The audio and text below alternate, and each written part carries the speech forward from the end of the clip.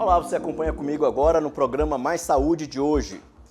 Maranhão registra queda significativa nos casos de chikungunya no primeiro semestre deste ano.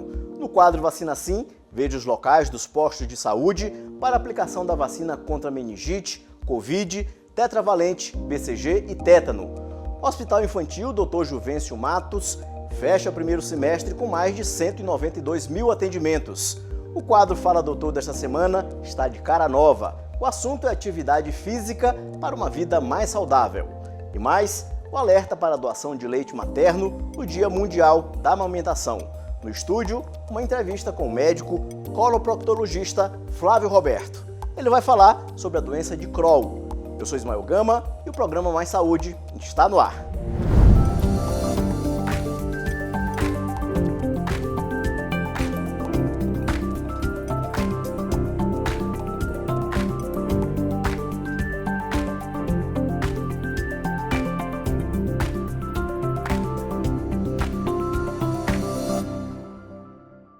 O Maranhão registrou uma queda significativa nos casos de chikungunya no primeiro semestre deste ano. Segundo a Secretaria de Estado da Saúde, houve uma redução de quase 60% no número de ocorrências em relação ao mesmo período de 2024. No primeiro semestre de 2025, foram confirmados 259 casos de chikungunya em todo o Maranhão, o que representa a redução de cerca de 60% dos registros da doença em relação ao mesmo período de 2024, quando foram apontados 651 casos. Os dados são da Secretaria de Estado da Saúde. A SES continua monitorando os indicadores e pede que a população adote medidas simples como a eliminação dos criadouros do mosquito Aedes aegypti, uso de repelentes e atenção aos sintomas: febre, dor muscular nas articulações, dor de cabeça e dor atrás dos olhos. A Secretaria de Estado da Saúde informa uma redução de 60% de casos de chikungunya em relação a 2024. Para a população ficar prevenida, é necessário o uso de repelentes e principalmente evitar criadouros dentro das residências.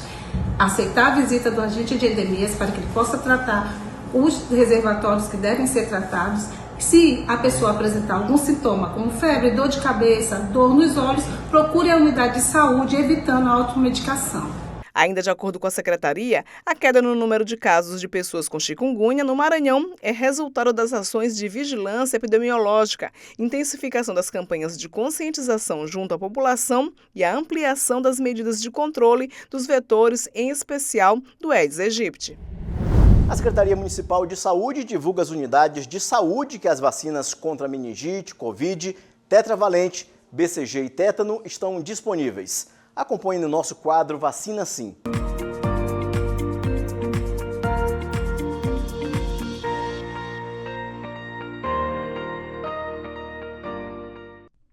Fique por dentro dos principais postos de saúde que oferecem vacinas para Covid-19, tetravalente, BCG, tétano e meningite. No posto de saúde, Unidade de Saúde da Família Pirapora, endereço Avenida Santos Dumont, quadra D, sem número, no Tirirical. Centro de Saúde da Liberdade, na Rua Machado de Assis, sem número, no bairro da Liberdade. Centro de Saúde Dr. José Ribamar Frazão Correia. O endereço é Rua Tancredo Neves, sem número, Nova República. Centro de Saúde de Pedrinhas, BR-135, quilômetro 13, sem número, no bairro Pedrinhas. E Centro de Saúde Itapera, na rua principal, número 20, no bairro Itapera. O Hospital Infantil Dr. Juvencio Matos, em São Luís, é referência no atendimento materno-infantil no Maranhão. E os números comprovam a importância da unidade. Só no primeiro semestre de 2025, foram mais de 192 mil atendimentos realizados entre consultas, cirurgias e emergências. Você acompanha agora como o hospital vem garantindo o cuidado e acolhimento a quem mais precisa. Desde consultas ambulatoriais até cirurgias, UTI pediátrica e emergências neonatais, o Hospital Infantil Dr. Juvencio Matos, em São Luís, encerrou o primeiro semestre de 2025 com mais de 192 mil atendimentos. O Hospital Juvencio Matos ele é referência em pediatria para todos os 217 municípios, do estado do Maranhão, e nós, de forma mais organizada, conseguimos contemplar e abraçar um maior número comparado ao número do ano passado. Então, algumas ações como aumento nas especialidades a nível ambulatorial, aumento nas especialidades de cirurgia. Então, a gente tem o Day Clinic, que hoje em dia a criança interna pela manhã, à tarde mesmo ela já está de alta. Temos alguns projetos também de ampliação de leitos e uma organização que propiciou que a gente conseguisse alcançar esse número. O hospital é reconhecido por quem mais importa, quem precisa dele. Isalane, mãe e dona de casa, conta como foi atendida com respeito e cuidado. Ela é uma entre tantas pessoas que recebem o suporte de uma equipe multiprofissional. Quando eu cheguei aqui, fui bem acolhida com meu bebê. Aí está recebendo os melhores tratamentos também dos médicos, dos terapeutas, dos técnicos de enfermagem também. Está sendo acolhido. E foi difícil chegar aqui com ele grave, mas graças a Deus está estável, está fora de risco também. Está seguindo os protocolos tudo certinho. Os médicos me falam assim, me explicando como tudo aconteceu, me explica tudinho. O Hospital Infantil Dr. Juvencio Matos segue se consolidando como um dos principais centros de referência em saúde materno-infantil no Maranhão, atuando com eficiência e humanização para garantir cuidado de qualidade às crianças. Reestreia agora o quadro Fala Doutor, um espaço novo, direto e descomplicado para responder aquelas dúvidas que todo mundo tem sobre saúde, bem-estar e qualidade de vida. Quem comanda esse papo de hoje é o nosso repórter Joelson Braga. No programa de hoje, a conversa é com um profissional de educação física. E o tema não podia ser mais importante: atividade física no dia a dia. Como começar? Tem idade certa? Precisa de academia? Você acompanha agora no Fala Doutor, com uma nova roupagem a partir de hoje.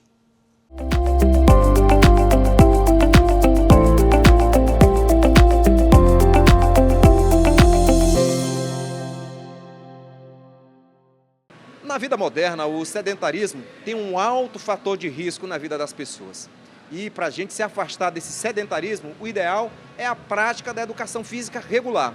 Aqui ao meu lado, o Maurício, que é educador físico, vai detalhar para a gente qual a importância, Maurício, da atividade física regular na construção de uma saúde, uma qualidade de vida das pessoas. A importância, né, é como se a gente estivesse fazendo uma poupança lá para a nossa velhice, né? O ganho de massa magra, o músculo, ele é contínuo e duradouro. É uma coisa que a gente vai construindo durante os anos de vida, né? O ganho de massa magra, ele te ajuda a ter fortalecimento muscular, ele te ajuda a deixar a tua condição óssea mais firme, ou seja, a maioria dos idosos que tem a lesão no fêmur, né, é porque quebrou e ele caiu, não porque caiu e ele quebrou o fêmur, né?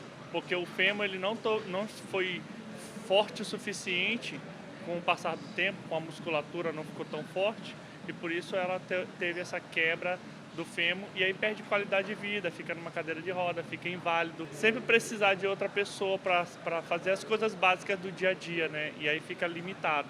E aí acaba às vezes se entregando para a doença e morrendo mais cedo, né? Maurício, mas também tem atividade física específica para cada. Você falou de idosos, né? Crianças, adolescentes, adultos, idosos. Cada faixa etária dessa tem uma atividade física específica, né? Sim, a gente utiliza muito para crianças atividades lúdicas, atividades mais recreativas. Quando se falar em atividade física para criança, mais com o peso do próprio corpo, atividade dinâmica. Com o passar do tempo, a gente vai fazendo essa evolução das atividades físicas. Por exemplo, na musculação, a gente primeiro utiliza só o peso do corpo, não só para a criança, mas também para o iniciante, né? E aí, com o passar do tempo, a pessoa vai avançando, a gente vai colocando sobrecargas, vai usando outro tipo de técnicas de musculação, que tem o biset, triset, drop set, rest pause, né? Então tem outras técnicas aí de musculação. Maurício, agora a atividade física ela não cuida só apenas do físico mesmo, do corpo da pessoa, porque ela também, quando você vai para um ambiente, você encontra outras pessoas, se socializa, faz bem para a cabeça também, né? Sim, sim. Apesar do idoso, como a maioria dos idosos, os parentes não têm tempo de ficar com eles em casa, porque tem que cuidar da sua família, da sua outra família, do trabalho, né, dos filhos. O idoso acaba ficando sozinho. E aí essa parte social também é muito importante. Aqui na CF98 nós temos uma modalidade chamada 60+, e ela é bem frequentada por conta dessa questão do idoso, de interação do idoso, né? O nome é 60+, porque frequentam pessoas com 60+ de idade ou aproximadamente. Maurício, agora outro detalhe é que para você ter além da questão da estética, né, porque que a atividade física te garante isso, um corpo com menos gordura, mais flexível, né? Você também tem que saber que é paciência para conquistar, né? Não é da noite para o dia que você vai entrar na academia, no outro mês você já está com shape bacana, com a saúde em dia, né? O grande lance das pessoas é não ter paciência também, né? Como eu falei lá, é como você fosse fazer uma poupança de músculo, né? De ano após ano. A musculação, ela é uma modalidade muito duradoura, né? Você começa, mas sem tempo para terminar, sem pressa de querer chegar naquele objetivo mais rápido. Por isso eu acho que o aumento do uso de recursos ergogênicos no Brasil aumentou muito por conta dessa ânsia. Hoje em dia as pessoas querem tudo para ontem, por conta da tecnologia, né? Por conta da internet, está tudo muito rápido. Então eles querem tudo para ontem, eles não têm paciência de dia após dia, todo dia você tem que vir, tem que tirar uma horinha do seu tempo para fazer atividade física, né? A gente chama de atividade física regular, né? Então todo santo dia você tem que acordar cedo, dependendo do horário. Às vezes a pessoa tem que fazer depois do horário de trabalho, que a pessoa já chega aqui já desgastado, já no dia a dia todo, mas mesmo assim tem que vir, tem que saber que aquilo é importante, não para hoje, lá para frente. O de hoje você vai ter como bônus, a estética ela vem como bônus, né? O corpo bem detalhado, bem magrinho, bem cheio de músculo, firme, isso vem como bônus, né? O principal é você saber que você vai ter que fazer isso durante anos para ter uma velhice saudável. As pessoas hoje também, na pressa, né, que hoje tudo é acelerado, o tempo, né? As pessoas vão atrás de medicamentos, às vezes de anabolizantes, aí correm o risco de ter, quando eles vêm na academia de buscar corrigir um problema de saúde, eles agravam com outro problema, né, tomando esse tipo de substância. Sim, aí por isso a importância de você fazer os exames médicos, né, anualmente, para saber como é que está a sua condição cardiorrespiratória, como é que está o teu coração, porque às vezes a pessoa já tem problema cardíaco, tomando tipo pré-treino, tomando algum ergogênico, pode agravar mais ainda o seu problema, né? Então é importante você saber como é que está seu corpo, né? Fazendo exames periódicos, né? E assim você vai fazendo uso de algumas substâncias se necessário, né? Se não, ninguém é atleta, se você for manter só uma vida saudável de atividade física, basta você fazer uma reeducação alimentar, comer uma comida mais saudável, né? Tirando um pouco o uso de açúcar, porque a gente já está mais comprovado que nessa geração o açúcar é um vilão, né? Então, às vezes ninguém é atleta. Se você não é atleta, você não precisa fazer uso de qualquer outro ergogênico. Maurício, a gente está vendo aí em todos os locais, aqui, em todo o país, um boom da corrida, né? Todo mundo agora corre, ainda mais que agora tem cheio de fotógrafos para fazer aquele registro, né? As pessoas às vezes não procuram médico, não procuram equipamento adequado, um tênis adequado, uma roupa adequada para fazer essa prática da corrida, né? Tem que ficar atento também que não é só calçar um tênis e sair correndo não, né?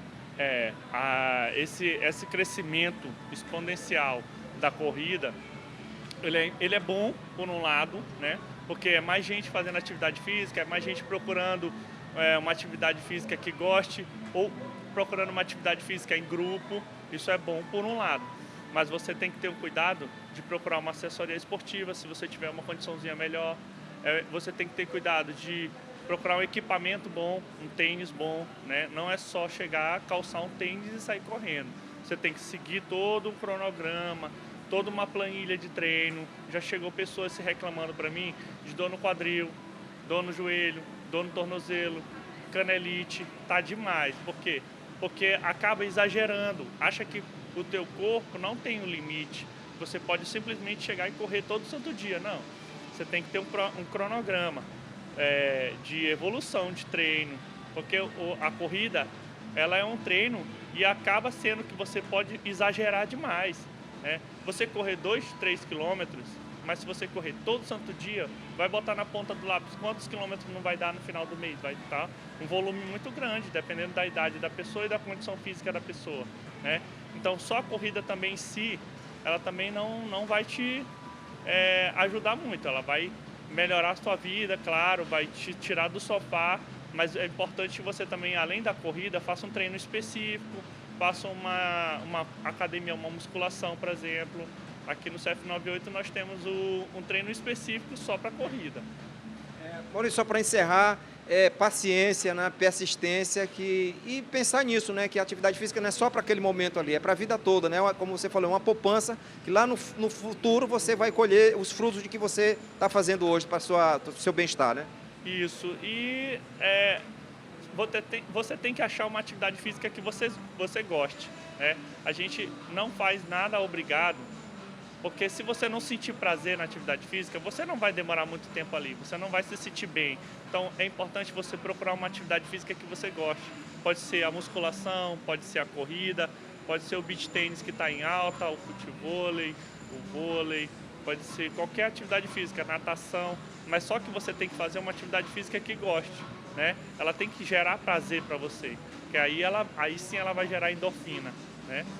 Legal. Tá importante, a gente conversou aqui com o Maurício Lima, que é educador físico, dando dicas aí para a sua saúde, que é muito importante para uma vida longa e com qualidade.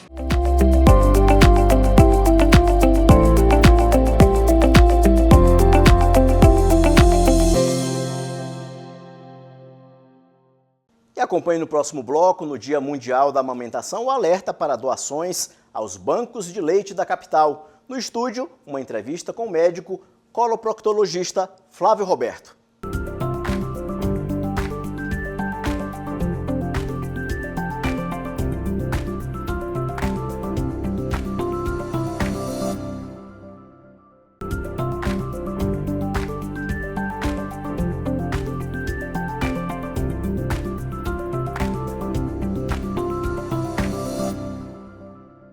O leite materno é essencial para o desenvolvimento dos recém-nascidos, especialmente os prematuros. E no Dia Mundial da Amamentação, um alerta.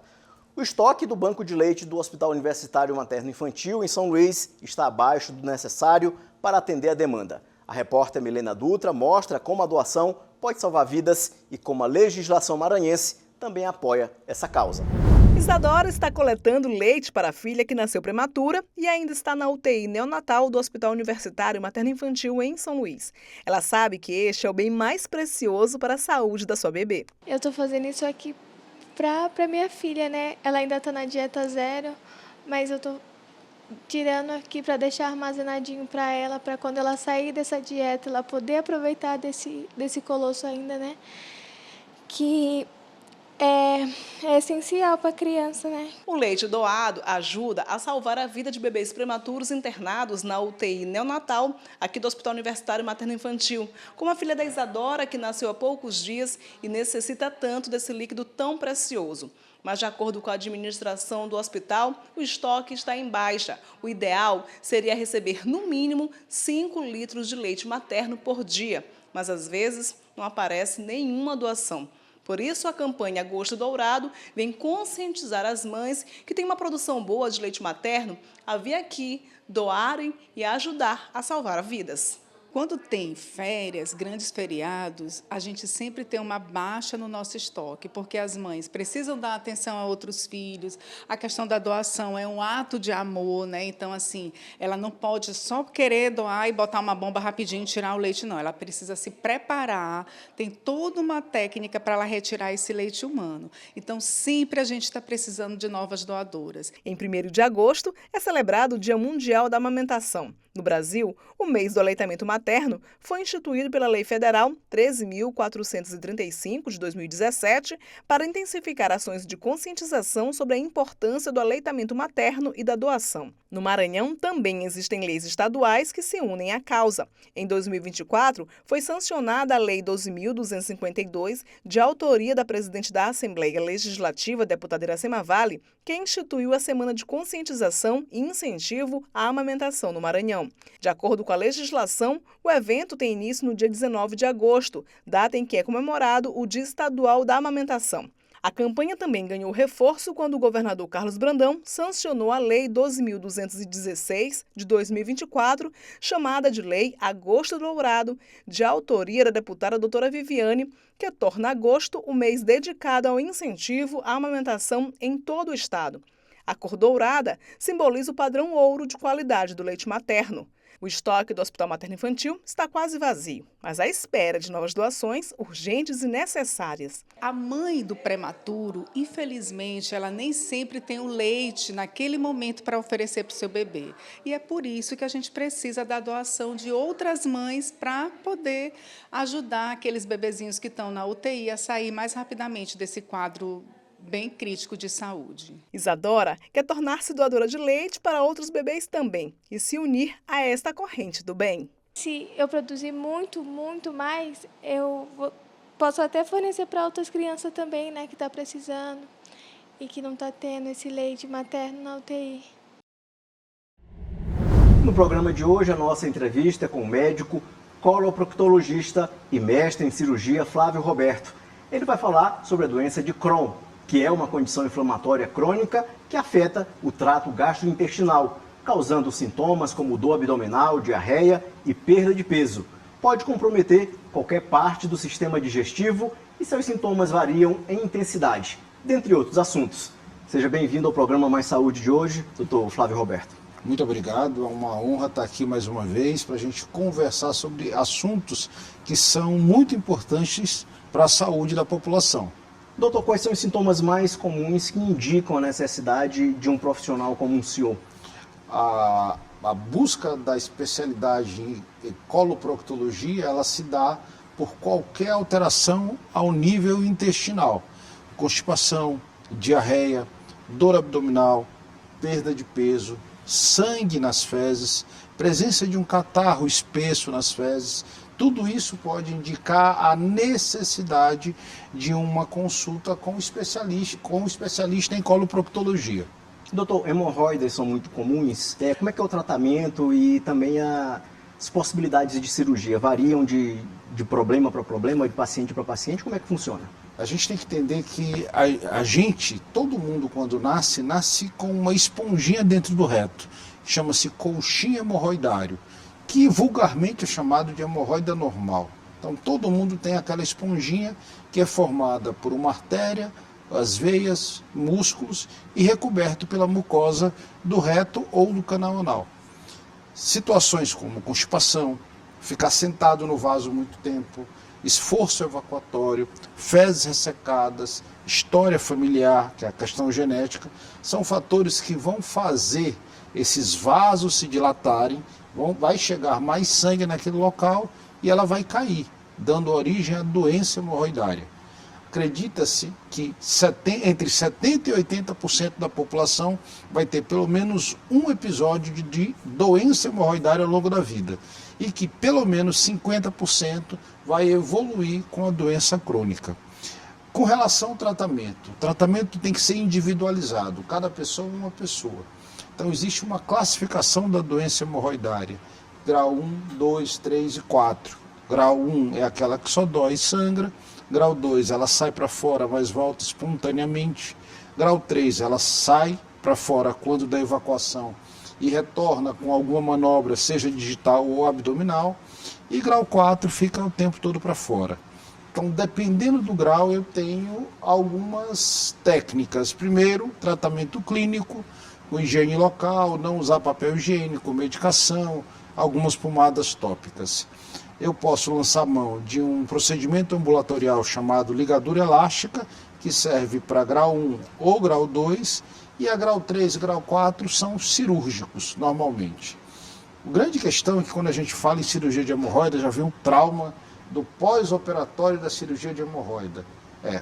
Evoluiu bastante? Evoluiu bastante, porque a primeira técnica que a gente mais usava ao longo dos tempos deu origem em 1923 com dois coloproctologistas britânicos chamados Milligan Morgan. E a técnica recebe em homenagem a eles esse nome. Técnica de Milligan Morgan, que é a ressecção, que é o corte.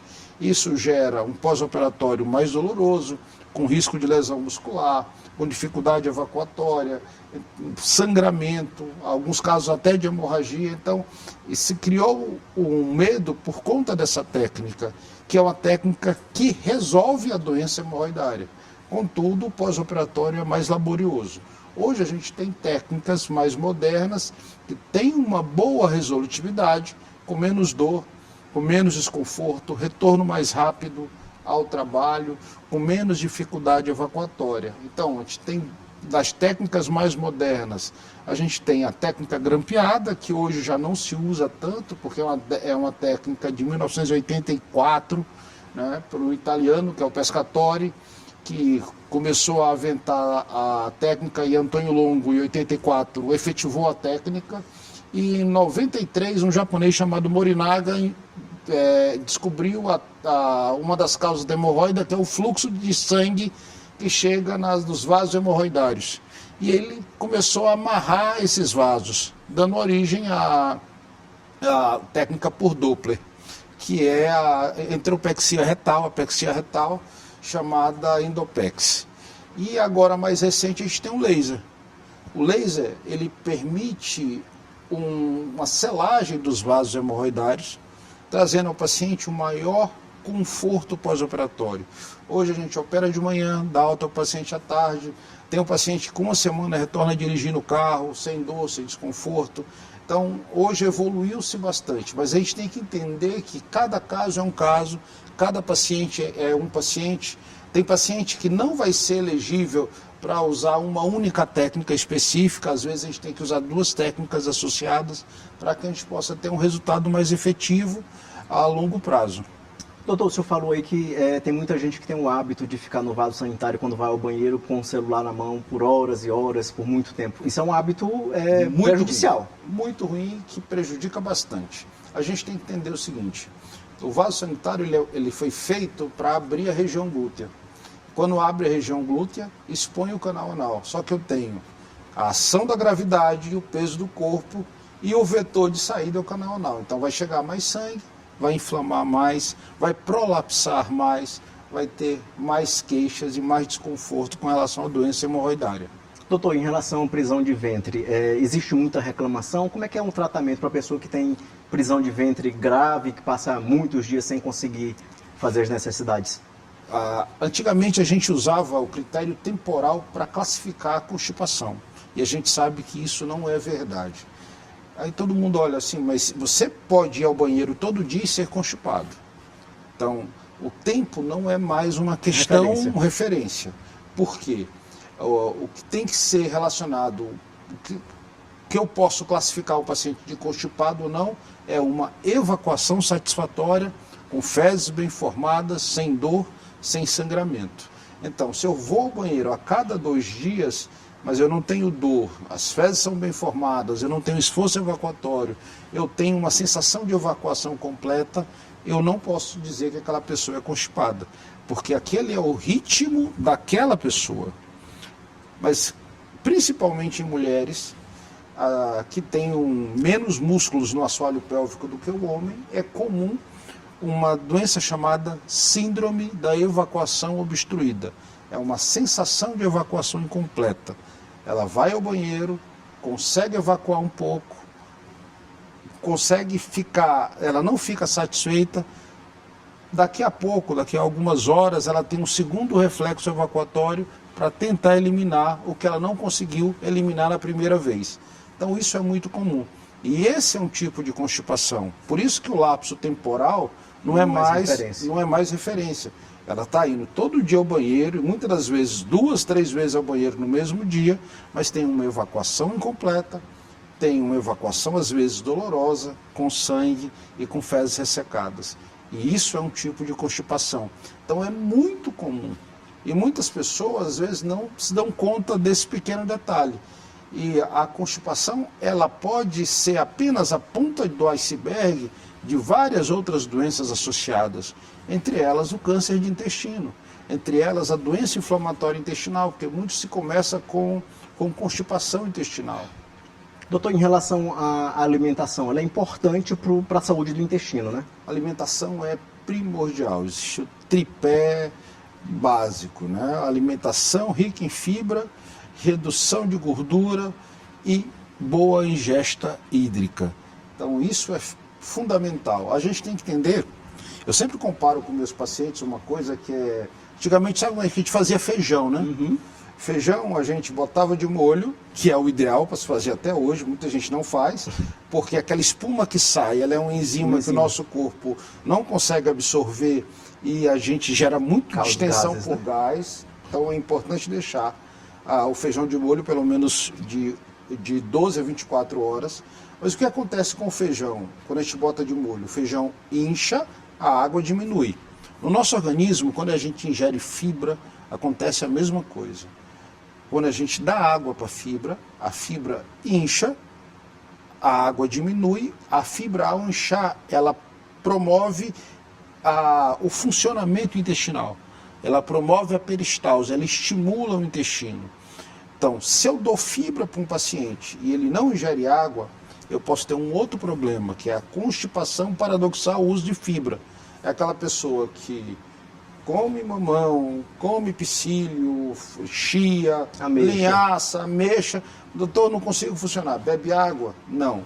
Por quê? Aí se ele não bebe água, ele não faz o processo de inchaço da fibra dentro do tubo digestivo, não vai estimular o movimento peristáltico e ele vai piorar a constipação, porque aquela fibra vira uma palha, ela resseca, piora o funcionamento intestinal. Por isso que a fibra ela tem que ser associada a uma boa ingesta hídrica. E aí, para ajudar ainda mais, eu tenho que coroar isso com atividade física. Perfeito. A atividade física é fundamental quando eu quero tratar a constipação intestinal. Doutor, em relação à colonoscopia, ela é um exame muito temido por muitos pacientes. Quando que ele deve ser indicado, esse exame? Bem, colonoscopia é um exame hoje que, graças a Deus, ele tem começado a sair dessa cultura de um exame desconfortável, porque hoje a gente tem uma fibra mais flexível, mais fina, dói menos, e a gente tem sedação, o acompanhamento anestésico ajuda bastante o paciente a se sentir confortável. Então, colonoscopia é simples. É uma endoscopia do intestino. É como se fizesse uma endoscopia olhando por dentro todo o intestino grosso e a parte final do intestino fino. A colonoscopia está indicada em todos os pacientes acima de 45 anos que não sintam absolutamente nada. Ou seja, eu cheguei aos 45 anos, eu não tenho dor abdominal, eu não tenho constipação, eu não tenho diarreia, eu não tenho história familiar de câncer, eu não tenho história familiar de pólipo ou de doença inflamatória, eu não tenho absolutamente nada. Aos 45 anos eu tenho que fazer. Por quê? É onde se inicia a prevenção do câncer de intestino. Agora, em pacientes aí cada caso é um caso, constipação, diarreia, dor abdominal, perda de peso, anemia sem razão, a gente não tem... Anemia não é uma doença, claro, é uma doença, mas é um sinal de que pode existir alguma outra doença causando aquilo. Então tem que ser investigada. Então, isso a colonoscopia tem indicação. E aí a gente tem que individualizar. Hoje a medicina, graças a Deus, caminha para um norte que para mim é apaixonante. É deixar de tratar todo mundo igual e dizer assim, você é fulano, o seu tratamento é esse. Individualizado. Você é cicrano, o seu tratamento é esse. É individualizar. Cada caso é um caso, cada pessoa é uma pessoa, cada reação cada pessoa vai ter uma reação medicamentosa diferente, uma resposta diferente. Doutor, quais os sinais de alerta para o câncer coloretal? A gente tem que entender, o intestino tem em torno de 1,5 m a 1,70 m, intestino grosso. Os principais sintomas, quando eu tenho uma doença do lado direito do intestino, é anemia, dor abdominal, perda de peso. Quando eu tenho uma doença do reto, do lado esquerdo do intestino, eu tenho dor abdominal, diarreia, tenho sangramento. E o sangramento, qualquer sangramento tem que ser investigado. Muita gente acha, por exemplo, a gente conversou anteriormente sobre doença hemorroidária. Muita gente me pergunta no consultório, hemorroida dá câncer? Não. Hemorroida não é uma doença pré-maligna, mas nem tudo que sangra é hemorroida e precisa ser investigado. Então acontece muito com muitos pacientes que não têm essa preocupação, que tem uma história de doença hemorroidária que sangra, ele está sangrando, não, é da hemorroida, e de repente acima da hemorroida tem um tumor. Mas esse tumor não surgiu por conta da hemorroida, ele surgiu por outros fatores, que aí entra a alimentação, entra a genética, formação de pólipos principalmente. Doutor, o estresse tem alguma relação com a saúde intestinal? Total. O estresse está diretamente ligado à saúde intestinal. Se a gente observar, se a gente pegar uma foto do cérebro e do intestino, a gente vai observar que eles são muito parecidos anatomicamente. E existe uma relação direta através de um nervo, de um par de nervos cranianos que vão direto para o intestino, que é o nervo vago. E a partir daí eu tenho uma relação direta entre o cérebro e o intestino. É o eixo cérebro-intestinal. Além de que a gente tem que entender que o intestino não tem só a função de absorver nutrientes. O intestino tem uma função de ajudar na imunidade, ele tem uma função de ajudar na produção de neurotransmissores que vão alterar o nosso estado de humor, ou seja, ele tem várias outras funções que ajudam o cérebro a comandar o corpo. Então o intestino é de fato um segundo cérebro, por conta dessas funções de imunidade, de formação de neurotransmissores, em particular a serotonina. Por isso que as pessoas que têm um intestino ruim, normalmente são mal-humoradas, entendeu? Aquela palavra, isso, a origem da palavra enfesado é justamente isso. Vem da constipação, vem da incapacidade de ter um ritmo regular. E o estresse e a ansiedade, eles pioram muito o ritmo intestinal ou, em alguns casos, provocam até diarreia.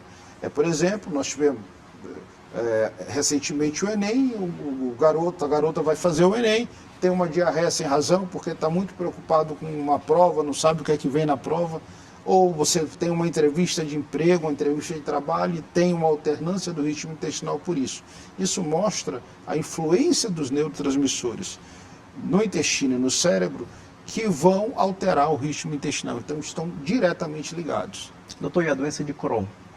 Doença de Crohn é uma doença inflamatória intestinal crônica, ou seja, não tem cura, tá? Mas tem tratamento que pode acometer qualquer parte do intestino, que pode ir da boca até o canal anal. Recentemente, eu atendi uma paciente que fazia endoscopia e tinha uma úlcera na primeira porção do intestino delgado e vinha com H. pylori positivo, e de repente abriu uma úlcera no intestino grosso. Aquela úlcera que estava lá não era uma úlcera convencional, uma úlcera péptica, uma úlcera de formação tradicional. Era uma úlcera de doença de Crohn. Então a gente tem que ficar muito atento a isso, porque ela pode acontecer em qualquer segmento intestinal. E ela é mais grave porque a doença de Crohn, ela acomete toda a parede intestinal. E ela pode gerar vários problemas, como fístulas. O que é uma fístula?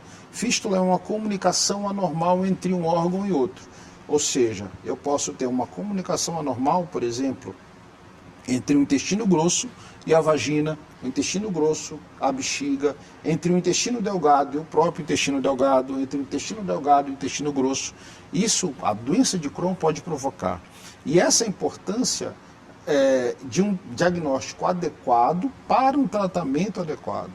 Porque a doença de Crohn, assim como outra doença inflamatória que é a retocolite, tem que ser diagnosticada adequadamente porque o tratamento existe.